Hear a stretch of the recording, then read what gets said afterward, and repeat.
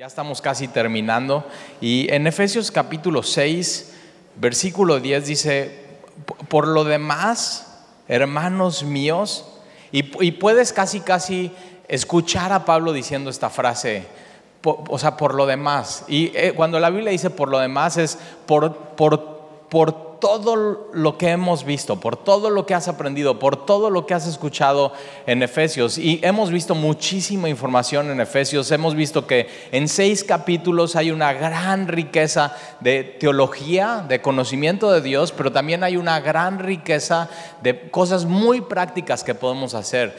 Y tienes que recordar un poco lo que Pablo está enseñando en Efesios. Y acuérdate, Pablo está en la cárcel. Y está hablando de Dios de una manera increíble, está magnificando a Dios y está diciendo cosas muy prácticas para la iglesia. Y Pablo está entre soldados romanos. Y una de las cosas que vamos a ver en Efesios 6 es la armadura. Y a la armadura de Dios. Pero tienes que pensar que cuando Pablo está explicando esto de la armadura, está volteando, y de su lado derecho y de su lado izquierdo tiene 2 soldados romanos, y estos 2 soldados están completamente vestidos con la armadura. Y lo que hace Pablo es toma esta imagen que él está viendo y la pasa a una imagen espiritual para nosotros hoy en día, cómo podemos aplicar eso en nuestras vidas. Pero cuando Pablo está diciendo por lo demás, hermanos míos, y me encanta ese cariño de Pablo, hermanos míos, Pablo sabe, yo soy parte de ustedes, yo soy parte de la iglesia. Y tú y yo como cristianos somos parte de una familia de Dios. Y Pablo está diciendo, recuerden lo que hemos visto, que Dios el Padre nos bendijo con toda bendición espiritual. No hay una bendición más que puedas necesitar o que puedas querer. Dios ya te bendijo con toda, no hay más bendición para ti. Ya estás en un lugar donde estás completamente bendecido por el Padre con toda bendición espiritual. Y Dios nos escogió, ¿te acuerdas? Él nos escogió en Él mismo desde antes de la fundación del mundo, para que fuésemos santos y sin mancha delante de Él. Y cuando el Padre nos ve así delante de Él, santos y sin mancha, y en amor nos predestinó para ser adoptados hijos suyos en Jesucristo, por el puro afecto de su voluntad, simplemente porque Él quiso. Y nos hizo aceptos en el amado, nos hizo aceptos en Jesucristo. Y Jesús lo que hace es que en Él tenemos redención por medio de su sangre, el perdón de pecados según las riquezas de su gracia, que nos hizo sobreabundar para con nosotros en toda sabiduría e inteligencia espiritual. Y en Jesús tenemos toda la sabiduría y la inteligencia, mostrándonos su plan de reunir todas las cosas bajo sus pies. Y tenemos una herencia, ¿te acuerdas? Una herencia que no pasa, que nadie nos puede quitar, que nadie nos puede robar, que ya está para nosotros preparada en los cielos. Y Pablo nos recuerda que nosotros oímos la palabra de verdad, del evangelio de nuestra salvación, y habiendo creído en el evangelio, fuimos sellados con el Espíritu Santo de la promesa, esa promesa que Jesús les prometió a los que iban a seguirle y creer en Él. Y Dios nos da espíritu de sabiduría y de revelación en el conocimiento de Él, y alumbra nuestros ojos del alma, abre nuestro entendimiento para que sepamos cuál es la esperanza que tenemos en Él. Tenemos una esperanza en Él, y no solamente una esperanza, sino tenemos riquezas de su gloria en la herencia que Él tiene preparado para nosotros. Y Pablo usa estas palabras: y la supereminente grandeza de su poder, eso tenemos disponible en Jesús, y es el mismo poder que le resucitó de los muertos. Y Pablo nos recuerda, eso tienen ustedes como cristianos. Y Jesús resucitó de los muertos, y Efesios nos recuerda que estamos nosotros sentados al lado de Jesús. Y cuando Él resucita, Él está sentado al lado del Padre en lugares celestiales. Sobre todo principado y autoridad y poder y señorío, Dios pone bajo los pies de Jesús toda cuestión terrenal y toda cuestión espiritual. Y Él está sobre todo, Él es rey, Él es soberano, y Él está sobre todo nombre que se nombre, no solamente en este siglo, sino en el siglo venidero. Y Él es la cabeza de la iglesia, siendo Jesús la plenitud de la iglesia en todos y en todo. Y nosotros como iglesia tomando de su plenitud, y Él nos dio vida. Y nos dio vida cuando estábamos muertos en nuestros delitos y pecados, y nos amó aún estando en nuestros pecados y nos dio vida juntamente con Él. Por gracia somos salvos, y juntamente con Él nos resucitó, nos dio una nueva vida y nos hizo sentar en lugares celestiales con Jesús, para mostrar en nosotros, la iglesia, las abundantes riquezas de su gracia en su bondad para con nosotros. Y no solamente mostrar en este mundo eso, sino nosotros como iglesia ser una plataforma para principados y potestades. Porque por gracia somos salvos, por medio de la fe. Y esto no es de nosotros, sino es don de Dios, es un regalo de Él. Y no es por obras para que nadie se gloríe, porque somos hechura suya, creados en Cristo Jesús para buenas obras, las cuales Dios preparó de antemano para que tú y yo anduviéramos en ellas. Y ahora, nosotros que estábamos lejanos de Dios, ajenos al pacto y a las promesas, ahora somos cercanos por la sangre de Jesús, porque Jesús es nuestra paz y tenemos acceso al Padre y tenemos entrada a Él, podemos ir al trono confiadamente y somos miembros de la familia de Dios. Somos parte de la iglesia, somos morada de Dios en el Espíritu, somos la iglesia. Y la iglesia somos para mostrar la multiforme sabiduría de Dios, no solo en este mundo, sino a principados y potestades en los lugares celestiales. Y habita Cristo por la fe en nuestros corazones. Somos templo de Jesús, somos templo del Espíritu. Y arraigados y cimentados en amor, estamos comprendiendo juntos como iglesia la anchura, la longitud, la profundidad y la altura del amor en Cristo, del amor de Cristo Jesús, que excede todo conocimiento, para ser llenos de la plenitud de Dios. Y después, ¿te acuerdas la segunda parte de Efesios? Dios dice: ahora que sabes esto, que tienes toda la bendición espiritual, tenemos que andar como es dignos de la vocación a la cual hemos sido llamados, con toda humildad, con mansedumbre, con paciencia entre nosotros, amándonos unos a otros en amor, guardando la unidad del Espíritu, edificándonos unos a otros, creciendo juntos, unidos como un cuerpo, pero también como un edificio, ayudándonos mutuamente y siguiendo lo que hemos aprendido de Jesús. Dejando al lado inmoralidad, impurezas, vistiéndonos de ese nuevo hombre, desechando ese viejo hombre, desechando la mentira, hablando verdad entre nosotros, desechando malos hábitos, desechando pecados.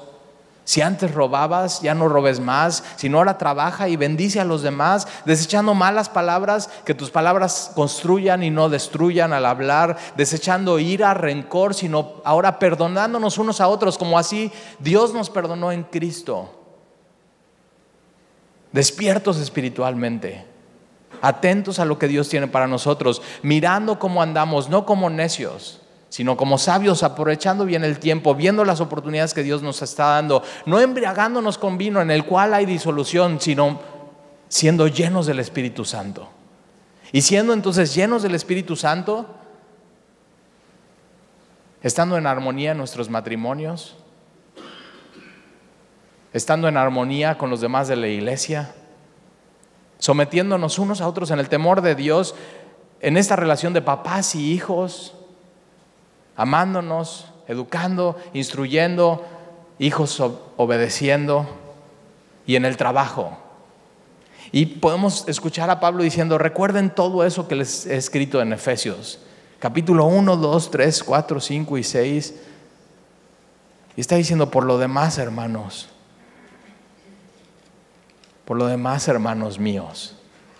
Pablo necesitando la misma gracia que tú y yo necesitamos. Pablo entendiendo esto que se está transmitiendo y te está diciendo. Dice: por lo demás, hermanos, versículo 10, fortaleceos en el Señor. Y sabes que para vivir la vida que Dios nos está pidiendo necesitamos fortalecernos en Él. En las últimas semanas he escuchado: no, pues, la verdad, hacer lo que Dios nos está pidiendo en nuestro matrimonio, es complicado, es difícil. Hacer con nuestros hijos, disciplinarlos y enseñarles a obedecer y escuchar. Y hijos, someterse a sus papás y obedecer a los papás. Y en el trabajo, amar a los demás, ser ejemplo de los demás y vivir en mansedumbre. ¿Sabes qué?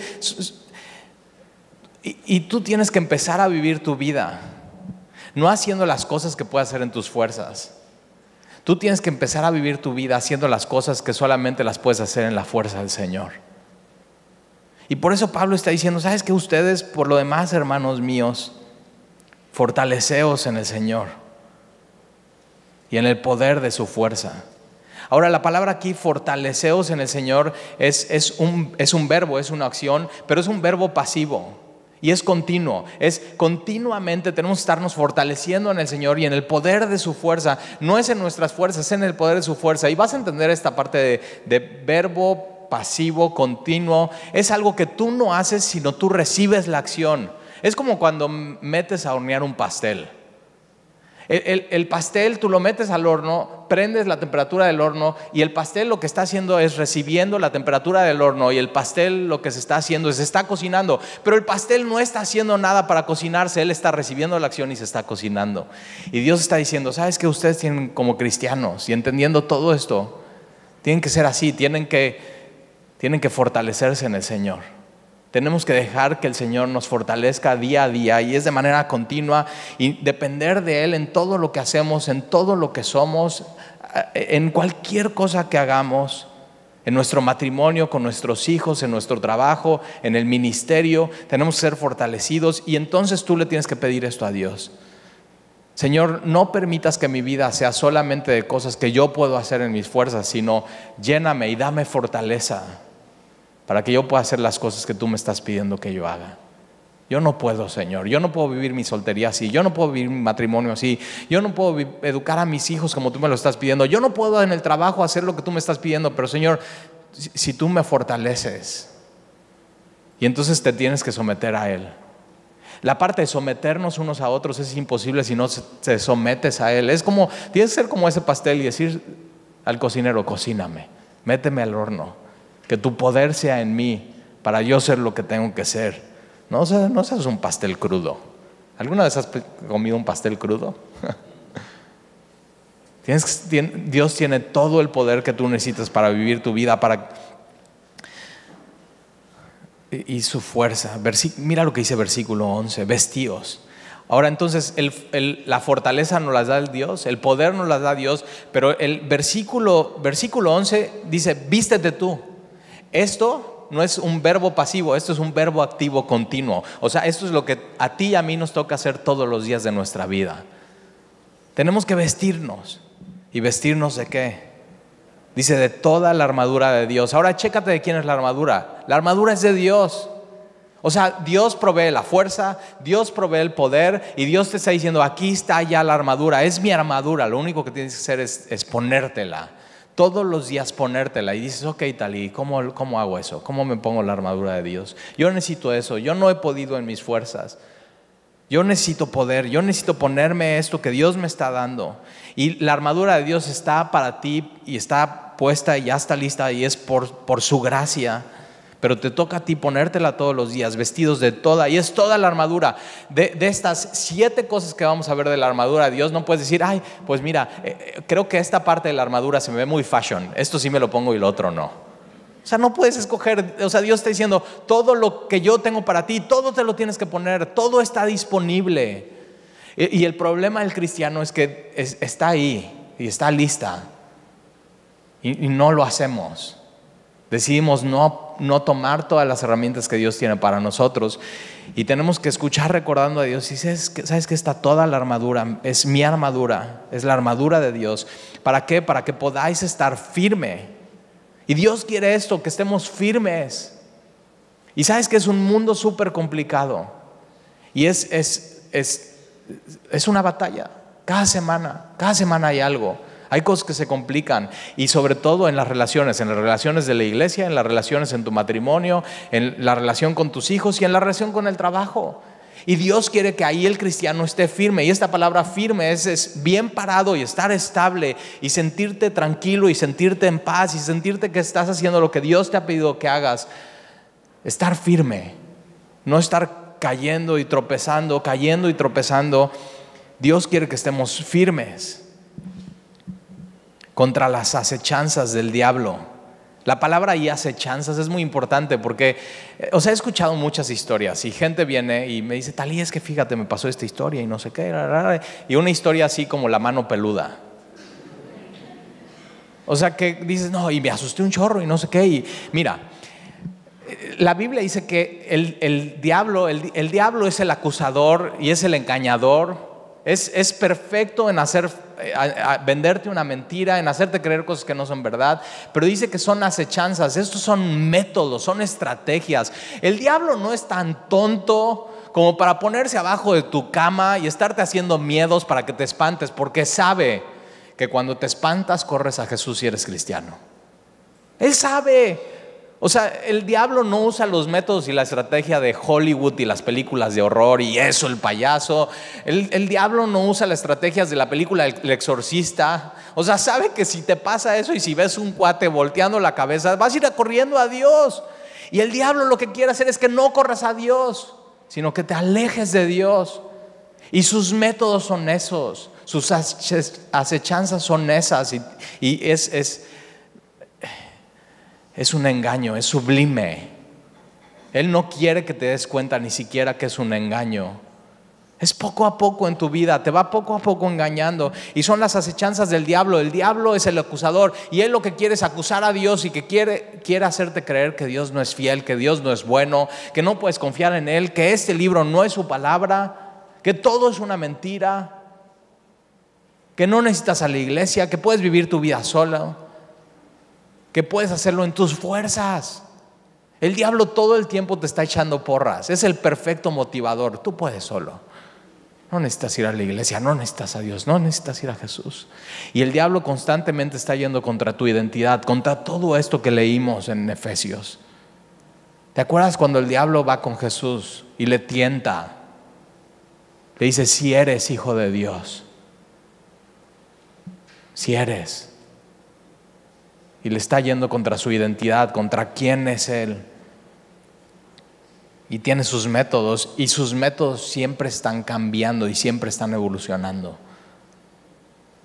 No siempre actúa de la misma manera, pero Dios quiere que estemos firmes, que estemos estables en Él, en el Señor, y que nos vistamos de toda la armadura de Dios. Versículo 12, porque no tenemos lucha contra sangre y carne. El diablo te quiere hacer pensar que la lucha y tu peor enemigo es tu esposo o tu esposa. El diablo te quiere hacer pensar que la lucha es contra tus hijos y ellos son el peor enemigo, y más si son adolescentes. El diablo te quiere hacer pensar que la lucha es contra tu jefe del trabajo o contra tus demás compañeros. El diablo te quiere hacer pensar que la lucha y la contienda es entre nosotros en la iglesia y que él lo que está es sembrando división, y si te divides y si te peleas, él ya está ganando. Pero Dios nos recuerda que nuestra lucha no es contra carne y sangre, no es contra nosotros. Tu esposa no es tu peor enemigo, es tu mejor aliado en el Señor. Tu esposo no es tu peor enemigo, es tu mejor aliado en el Señor. Tus hijos, tu familia, no es tu peor enemigo, es tu mejor aliado en el Señor. La iglesia no es perfecta. Hay levadura, hay situaciones, hay egoísmo, pero la iglesia es tu mejor aliado en el Señor. No puedes separar la cabeza, que es Jesús, de su cuerpo, que es la iglesia. Él escogió esta plataforma. Las iglesias no son tu peor enemigo, son tu mejor aliado en el Señor, porque no tenemos lucha contra sangre y carne. Ahora, la palabra lucha es muy importante, porque de pronto cristianos dicen, entonces es una lucha y vamos a hacer guerra espiritual. Y yo digo, no es milicia, es lucha grecorromana. Es simplemente, ¿has visto la lucha grecorromana? Es resistir y resistir y resistir y que no te tumben. No es estar echando bombas, no es Rambo. Y acuérdate, tú y yo luchamos y resistimos esta lucha grecorromana, pero el lado de quien ya venció. Por eso cuando gente está haciendo guerra espiritual, hay gente que le encanta, y yo me he dado cuenta de este tipo de gente que hacen guerra espiritual contra el diablo, y ahí le están echando bronca y bronca y bronca y bronca, y digo, y afuera eres igual, eres broncudo con los demás. O sea, simplemente te gusta, esa es como tu actitud, tu forma de ser.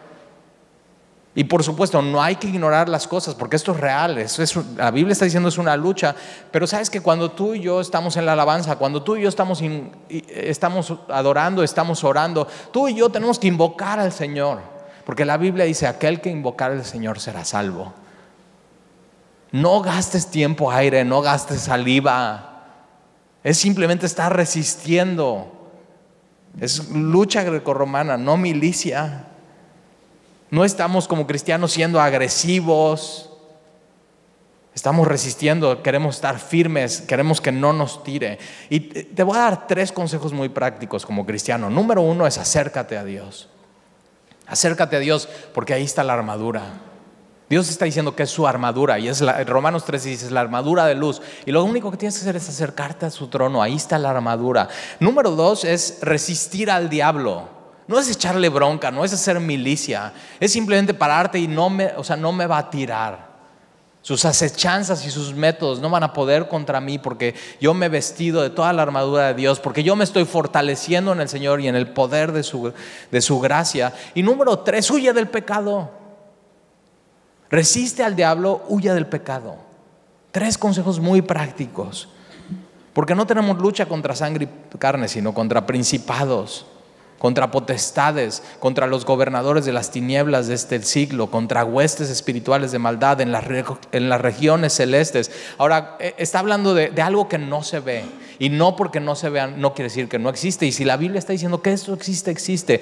Pero chécate, ya leímos eso, que Dios sometió todas las cosas bajo los pies de Jesús. Y Jesús está en lugares celestiales y no hay un lugar más alto, no hay un nombre más alto, no hay un gobierno más alto, no hay un poder más alto. Y tú y yo estamos sentados junto a Jesús en lugares celestiales, entonces todo está bajo sus pies. Todo esto, huestes, gobernadores, potestades. Y lo único que tenemos que hacer es permanecer ahí. Permanecer en Jesús. Versículo 13, por tanto, tomad toda la armadura de Dios. Y otra vez dice toda la armadura y es de Dios. Tienes que ir al trono de su gracia a tomar esta armadura para que podáis resistir en el día malo. Y sabes que como cristianos tenemos días malos. O sea, tenemos días malos y tenemos semanas malas y tenemos temporadas malas. Y la solución es ir al trono de Dios y tomar toda la armadura de Dios y habiendo acabado todo, estar firmes. Eso es lo que quiere Dios para nosotros. Que al final de los días podamos decir, Señor, aquí estoy. Estoy aquí parado en ti y tengo una vida espiritual estable. Estoy bien, Señor. Estoy bien porque me he fortalecido en ti, me he puesto toda la armadura de Dios. Y dices, ok, tal, y ya dinos cómo ponérnoslas. Ok, ahí viene. Versículo 14, estad pues firmes. Otra vez firmes, ¿te das cuenta? Firme. ¿Cómo Dios te quiere firme? No te quiere en la lona, te quiere firme. Y a veces, perdón que te lo diga, pero a veces estás en la lona por no hacerle caso a Dios. Por no hacerle caso a Dios, por ignorar lo que Él tiene para ti, por no ir a su trono, por no vivir la vida en plenitud que Él tiene para ti. Y por tanto, tomad toda la armadura de Dios. 14, estad pues firmes, ceñidos vuestros lomos con la verdad. Ahora, la armadura de Dios que Dios va a presentar aquí acuérdate, Pablo estaba en la cárcel y al lado de él había un soldado romano y seguramente el soldado romano cuando terminaba su turno, ¿qué hacía? Se quitaba el uniforme. Y Pablo veía cuando llegaba un soldado cómo se ponía el uniforme. Y Pablo veía cómo cuando se iba un soldado se quitaba el uniforme. Y Pablo sabía lo primero que tiene que hacer un soldado para ponerse la armadura, todo lo externo, lo primero que tiene que hacer es ceñir sus lomos con un cinturón. Estar bien equipado. Si tú te pones toda la armadura sin este cinturón, no puedes pelear bien, no puedes tener apoyo en tus movimientos, no puedes resistir bien la batalla. Y Pablo lo sabía. Y sabes que tú y yo no podemos ser iglesia si no nos ponemos este cinturón. El mundo quiere que dejemos este cinturón. Pero Dios dice, ¿sabes que este cinturón es lo más importante? Y sin este cinturón no te puedes poner la armadura de Dios. Y dice, tomar la armadura de Dios, firmes, ceñidos vuestros lomos, esta parte de abajo. Esto es importante, porque en esta parte de abajo viene el vientre, y sí o no, vienen tus emociones. Es que siento esto, es que deseo esto, es que todo lo terrenal viene de aquí, tus sentimientos. Y sabes que tú y yo como cristianos tenemos que dejar de llevar nuestra vida en base a sentimientos, sino tenemos que ceñir nuestros lomos de la verdad. Tu vida y mi vida tienen que estar regidas de la verdad. Estaba escuchando el otro día una conferencia de pastores y el pastor dice, ¿sabes qué? Tú y yo como pastores tenemos que dejar la palabra siento y dejarla y sacarla de nuestros púlpitos. Le hemos hecho daño a mucho a la iglesia cuando el pastor dice, no, es que he sentido que Dios me está llevando a pensar en esto en mi vida. Y yo digo, o sea, en ninguna parte en la Biblia, Pablo el apóstol está diciendo, está escribiendo y está diciendo, no, y entonces sentí en el Señor que tenía que dejar a Timoteo en Éfeso para que arreglara unas cosas. No, Pablo está guiándose por la verdad, está guiándose por Jesús. Tenemos que a veces dejar a un lado nuestros sentimientos y nuestras emociones y nuestros deseos que vienen de aquí, y tenemos que estar ceñidos de la verdad, de su palabra, de lo que es verdadero. Y sí o no que ahí es donde viene el ataque de Satanás con la mentira. Satanás quiere acusar a Dios que lo que Él nos ha dicho es mentira, que no es fiel, que no puedes confiar en Él, que no puedes confiar en lo que dice este libro. Y tú y yo tenemos que dejar un poco estas cosas de sigue tu corazón y tenemos que empezar a seguir la verdad. Jesús es la verdad. Tenemos que empezar a seguir a Jesús. Y entonces tú y yo no podemos salir a este mundo si no tenemos la verdad. Si no todo el tiempo estamos recordando que es la verdad, que Jesús es la verdad, que su palabra es verdad, que la suma de su palabra es perfecta y es verdad. Y entonces primero era este cinturón, los lomos con la verdad y vestidos con la coraza de justicia. La coraza es lo que va en la parte de los órganos más importantes y venía desde el cuello hasta la parte baja. El cinturón venía adentro y cubría los órganos más importantes. Por eso un policía y los soldados y los de la fuerza civil se ponen chalecos antibalas. Hoy la coraza son los chalecos antibalas. Y mira, tú pregúntale a uno de la fuerza civil si saldría a hacer su trabajo, su chamba, sin su chaleco antibalas hoy. Pero sabes que a veces como cristianos salimos y dejamos nuestro chaleco en nuestra casa, en nuestro armario, y no vamos a Dios, a su trono. Y sabes que Dios dice, sabes que es muy importante para proteger el corazón, los pulmones, los órganos más importantes de tu cuerpo, hablando con cosas espirituales, que te pongas la coraza de justicia. Y sabes, no es tu justicia. O sea, ¿cómo se vería una coraza de tu justicia? O sea, no resistiría nada. La coraza de justicia es la coraza de luz, es la justicia de Jesús imputada por ti. Y eso es lo que pasa en la cruz del Calvario. Tú le das tus pecados a Jesús, Él va y los clava en la cruz y Él te regala su justicia. Una vida justa, una vida plena, una vida completamente en verdad, sin pecar. Nada de pecado tiene esta coraza. Pero no nada más es no pecar, esta coraza hace todo lo que tiene que hacer. Hace el bien, hace lo justo. Y tú y yo tenemos que tener siempre esta coraza recordando, no vivo por mi justicia, sino vivo por la justicia de Jesús. No merezco el cielo, no merezco ser parte de la familia de Dios, no merezco a Dios mismo. Pero si me pongo esta coraza es porque Dios me la ha dado y es su justicia, y salimos de este mundo así, no en nuestra justicia, sino en la justicia de Jesús. Y Pablo está diciendo, tienen que ponerse esa coraza. Ese es nuestro chaleco, cinturón, coraza. Y lo que seguía era versículo 14, versículo 15. Y calzados los pies, te tenían que poner las botas. Y una pregunta, ¿saldrías a tu trabajo sin zapatos? ¿Sin tenis? Es más, y sobre todo si haces chamba, construcción, trabajas en CFE, o sea, estos trabajos Pemex, plataformas, ¿te irías con los zapatos no adecuados a trabajar? Claro que no. Te pondrías los zapatos adecuados para trabajar. Y Pablo está viendo que estos soldados traen zapatos adecuados para su trabajo. Y Pablo está diciendo, ustedes como cristianos tienen que ser calzados los pies con el apresto del Evangelio de la paz. Y tú y yo, cada paso que damos, tenemos que recordar el Evangelio. Tenemos que recordar lo que Jesús hizo por nosotros. Cada paso que damos.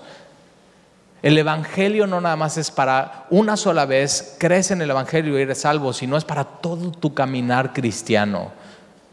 Y tú y yo tenemos que cada paso que damos recordar el evangelio, pero no solamente cada paso que damos recordar el evangelio, sino a todo lugar donde vamos. Estamos llevando el evangelio. Y eso es lo que hace la diferencia, porque entonces empezamos a dejar huella donde vamos. Y Pablo está diciendo, tienen que ponerse el calzado, los pies, hermosos son los pies.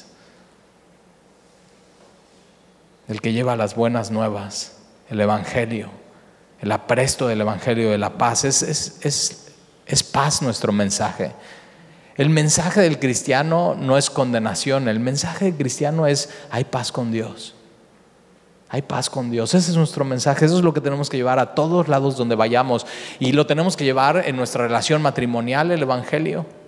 Lo tenemos que llevar en nuestra relación con nuestros hijos. Lo tenemos que llevar a nuestro trabajo. No puedes dejar el evangelio afuera, porque te acuerdas, el matrimonio se trata del evangelio, nuestra relación con nuestros hijos se trata del evangelio, el trabajo se trata del evangelio, la iglesia se trata del evangelio. Y dice, ponte bien esos zapatos en todo lugar. Versículo 16, sobre todo, tomad el escudo de la fe. Este no era un pequeño escudo, sino un gran escudo. Y dice, es el escudo de la fe. Y tú y yo necesitamos tener ese escudo. Mira, la fe es esto. Y hoy puedes ver así las noticias y ves a los que están allá en el mundial en Rusia y dicen, no, nosotros tenemos fe que México va a ganar en el mundial. Eso es fe, ¿sí o no? Es fe, no tiene evidencia porque nunca hemos ganado. Es una fe ciega, o sea, estamos seguros y es una fe. Y la fe es eso. La fe es la esperanza. O sea, sabes, tienes esa esperanza que va a ganar México en el mundial, y es la certeza de que va a ganar. Está 100% seguro, y hay gente que está 100% seguro de eso. Y digo, bueno, está bien. El cristiano tiene que tener esa 100% seguros de sus promesas y de la palabra. 100% seguro, y tomar eso y decir, estoy 100% seguro que Dios existe, estoy 100% seguro que tengo su perdón, estoy 100% seguro que Él me ama, estoy 100% seguro que Él nunca me va a dejar. Y eso es el escudo, eso es lo que nos protege. Ahora mira de qué nos protege eso. Nuestra fe, acuérdate, la fe viene ¿por qué? Por el oír. Por eso tu mejor amigo es la palabra. Por eso tu mejor amigo es la iglesia, pero estamos proclamando el evangelio, estás escuchando la palabra. Por eso tu mejor amigo es memorizar las escrituras, porque por medio de la palabra viene la fe y se aumenta tu fe. Y estás viendo todas las historias, estás diciendo, mira, Dios al final fue fiel con Gedeón, con Moisés, con Ruth, con Esther, con David, con Salomón, con Jefté, o sea, todos los de la Biblia. Y puedes decir, y conmigo también. Y esa es una verdad que tú y yo tenemos. Nunca, cuando venga un diagnóstico médico y ya sabes, te adelantas. No, nosotros creemos en la verdad. Nuestro Dios es fiel. Cuando vengan todas esas historias a tu mente, vea la verdad, vea lo que es verdadero, vea lo que ya sabes. Y es el escudo de la fe. Con que podáis apagar todos los dardos de fuego del maligno. La arma de Satanás no son flechas y lanzas, no, son dardos. O sea, dardos. Y lo vas a entender muy bien así. Y dice que tienen en la punta fuego, ¿ok?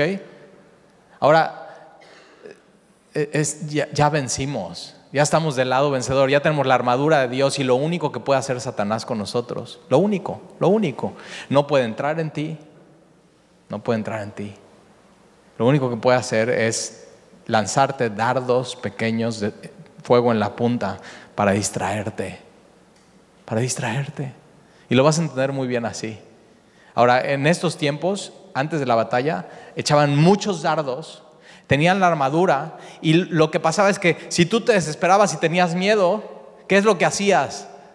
Te quitabas la armadura, porque estabas lleno de dardos, fuegos, estaba quemando, y si te desesperabas te quitabas la armadura. Y estos dardos son para que hagas eso, para que no te pongan la armadura o te quites la armadura y Él pueda tirarte y no estés firme. Y lo vas a entender muy bien así.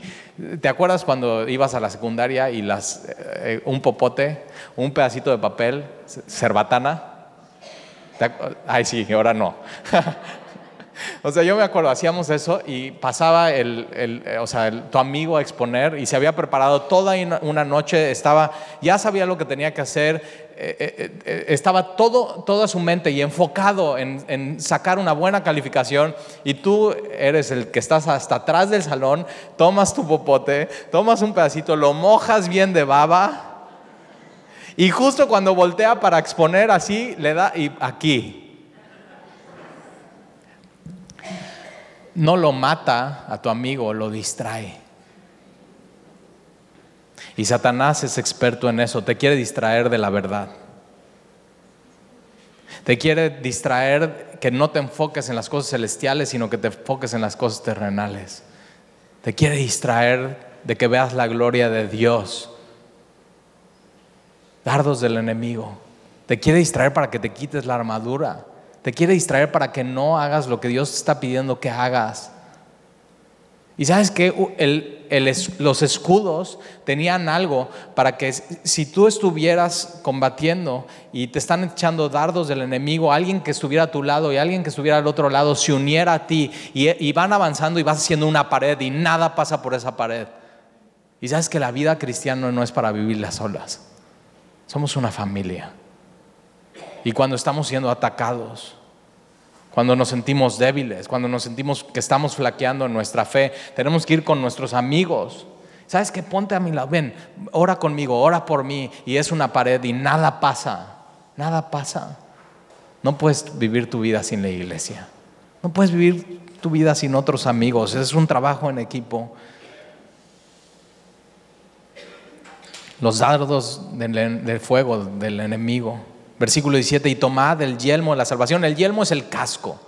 ¿Alguna vez has visto estos cascos? ¿Y por qué es tan importante el casco? Porque si te dan en el corazón te mueres, pero si te dan en la sien te mueres. O sea, son lo más importante. Aquí de donde salen tus emociones, el corazón, donde está tu voluntad y la mente. ¿Y sabes qué sabes? Aquí hay una batalla. Hay una batalla de tu carne contigo.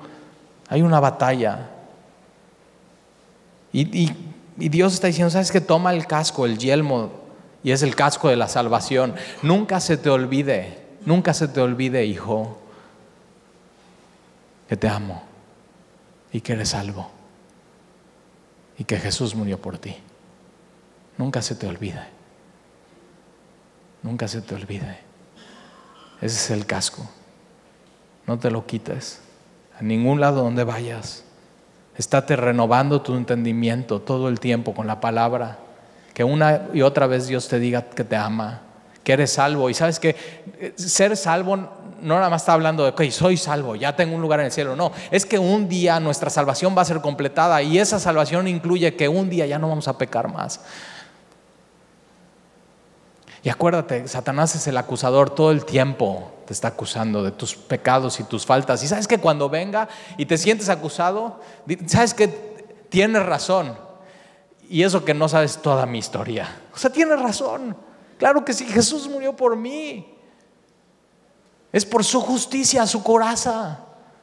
Es por el evangelio que llevo en mis pies y que a todos los lugares donde voy lo llevo.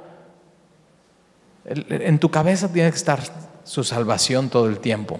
No olvides eso. Dios te ama, Él te salvó y un día ya no va a haber pecado más en tu vida. Y tomar el yelmo de la salvación y la espada. Ahora, no es tu espada. O sea, hay gente que dice, no, mi espada. O sea, agarra su Biblia y dice, es mi espada. No. Lee tu Biblia bien. Es la espada del Espíritu. Es del Espíritu. Es del Espíritu. Y nunca uses la espada para hacerle daño a otro cristiano, porque es del Espíritu, y el Espíritu a un cristiano edifica, consuela, corrige, edifica, ama, sana. Es la espada del Espíritu.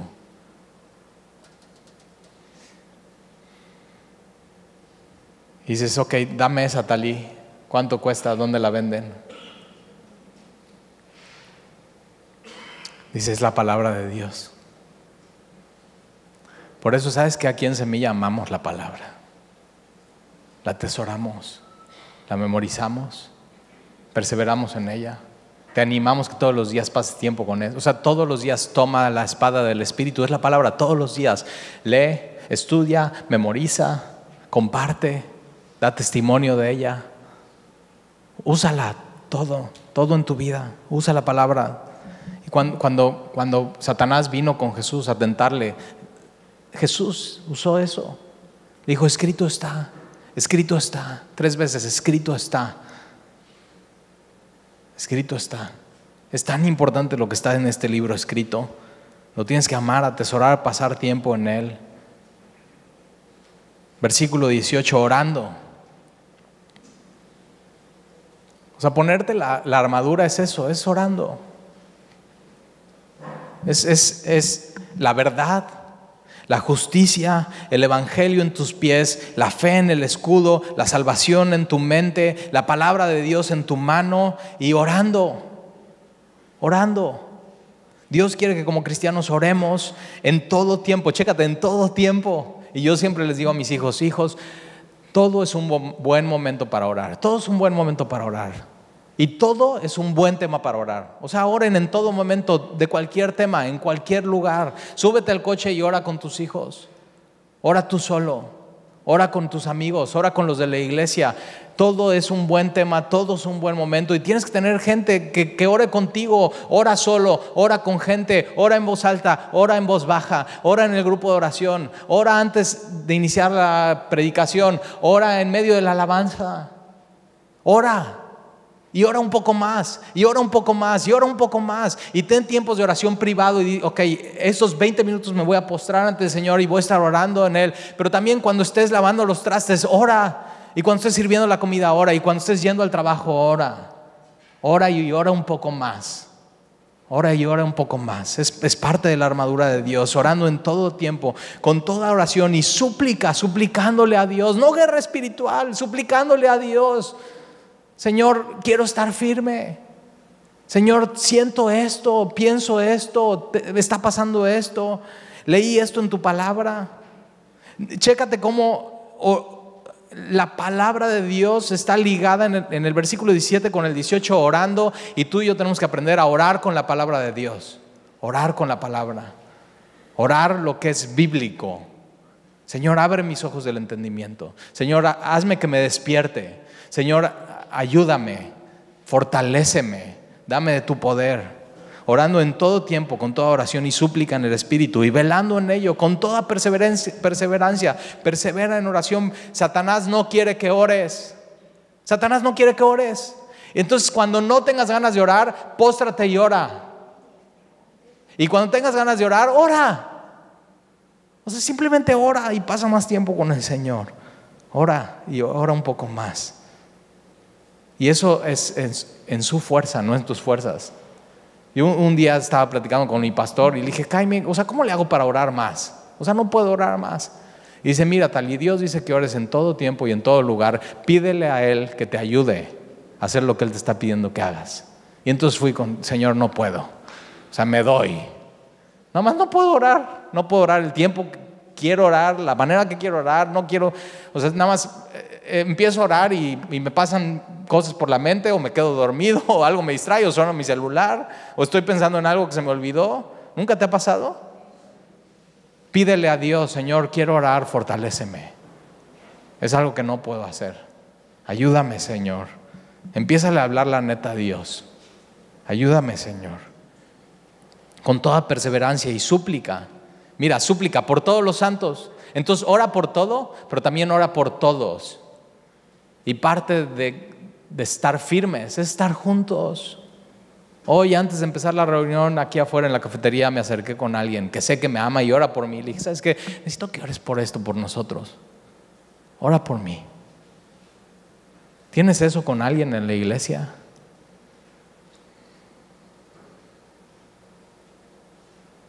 A tu esposa, mi amor, ¿puedes orar por mí esto? Necesito que ores por mí. A tu esposo, mira, ahí te va, te voy a poner este reto. Aunque sea incrédulo, ve con él y dile, oye, mi amor, ¿puedes orar por mí por esto? Pídele que ore por ti. Ora con tus hijos, ora por tus hijos, que tus hijos oren por ti. en tu trabajo, en la iglesia. ¿Sabes que hoy si necesitas oración tienes que buscar a alguien entre nosotros? Somos un cuerpo, somos una familia y tienes que ir y decirle, ¿sabes que puedes orar por mí? Sé humilde, abre tu corazón a alguien más. Abran juntos su corazón delante de Dios, delante de su trono, con toda perseverancia y súplica por todos los santos. Y Pablo dice, y por mí.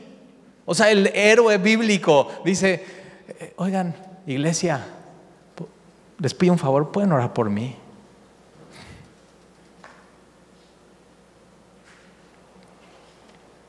Les pido un favor, iglesia, ¿pueden orar por mí?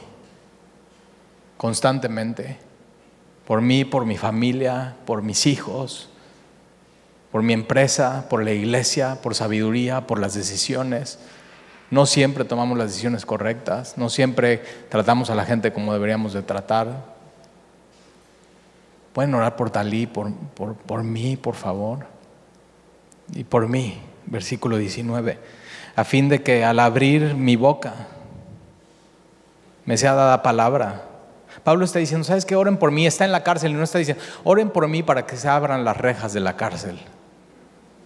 Está diciendo, ¿sabes qué? Abran por mí para que cuando yo abra mi boca a estos soldados, a los que me vienen a visitar, a los que voy a dar testimonio de por qué estoy aquí en la cárcel. Y por mí, a fin de que al abrir mi boca me sea dada palabra para dar a conocer con denuedo, con valentía, el misterio del Evangelio, por el cual soy embajador en cadenas. Él estaba en esa cárcel porque era embajador de Jesús. Y no sé en qué circunstancia estés, pero te tienes que poner la armadura de Dios e ir todos los días a ese trabajo, a ese lugar, a ese hospital, a ese médico, a ese tratamiento, a ese diagnóstico, a donde sea. Y tienes que saber, ahí eres embajador de Jesús para que con denuedo hable de Él. ¿Sabes que este es nuestro tema? Nuestro tema es hablar de Él, de Jesús. Y cuando te enamoras de Jesús no puedes parar de hablar de Él. Habla más de Jesús. Talí, es que no sé bien que decir, ok, lo que sabes, di eso. Habla de Jesús, habla lo que Él ha hecho en tu vida, habla lo que has entendido de Jesús. Para hablar de Jesús no tienes que ser un pastor, no tienes que ser un teólogo, no tienes que ir a seminario. Si tienes una relación personal con Él, puedes hablar de Él. De aquel que te amó, te perdonó, te limpió. Como debo hablar. Hay una manera que debemos hablar de Jesús. Hay una manera. Versículo 21. Mira, ya vamos a terminar. Qué emoción.